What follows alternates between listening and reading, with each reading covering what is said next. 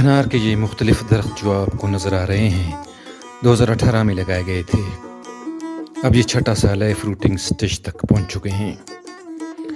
جینیٹنگ engineering کی وجہ سے زراعت میں بھی انقلاب برپا ہوا ہے۔ بچپن میں ہم دیکھتے تھے کہ باغوں میں اونچے اور لمبے قد کے انار ہوا کرتے تھے۔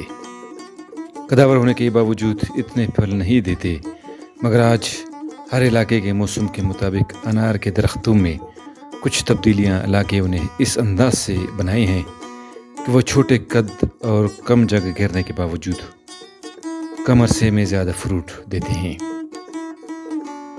اس چھوٹی سی جگہ کے اندر مختلف اقسام کے درخت لگے ہوئے ہیں، مگر ان میں سے سب سے کامیاب اور پھل دینے والے انار کے درخت ہیں۔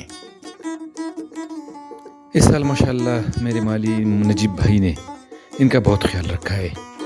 ان کو وقت پر فرٹیلائزر اور پانی دیتا رہا ہے۔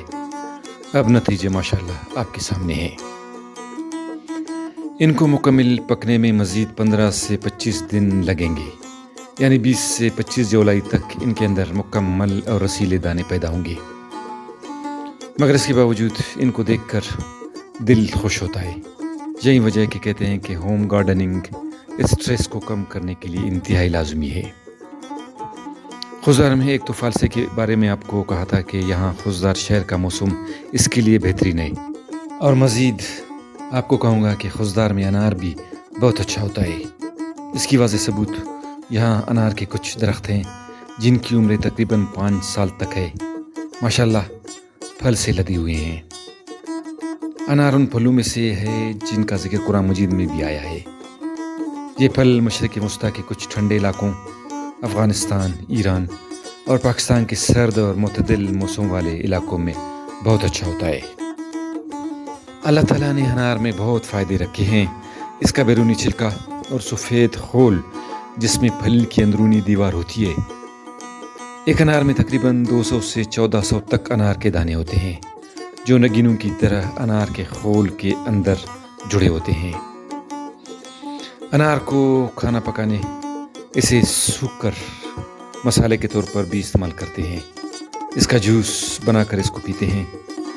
انار کے دانوں کے چھلکے اتار کر بھی کھایا جاتا ہے۔ انار دانہ کو چٹنی اور مشروبات کو لذیذ بنانے کے لیے بھی استعمال کیا جاتا ہے۔ بزرگوں کا قول ہے کہ روز کا ایک انار اگر ایک شخص بغیر کوئی دانہ ضائع کیے کھائے تو وہ 99 بیماریوں سے بچا رہے گا۔ اس میں فائبر کی تعداد زیادہ ہے جو کہ اینٹی آکسیڈنٹ ہے، جو جسم کو فٹ اور صحت مند رکھتا ہے۔ اس کی اہمیت کا اندازہ اس بات سے لگایا جا سکتا ہے کہ اس پھل کو جنت کا پھل بھی کہا گیا ہے۔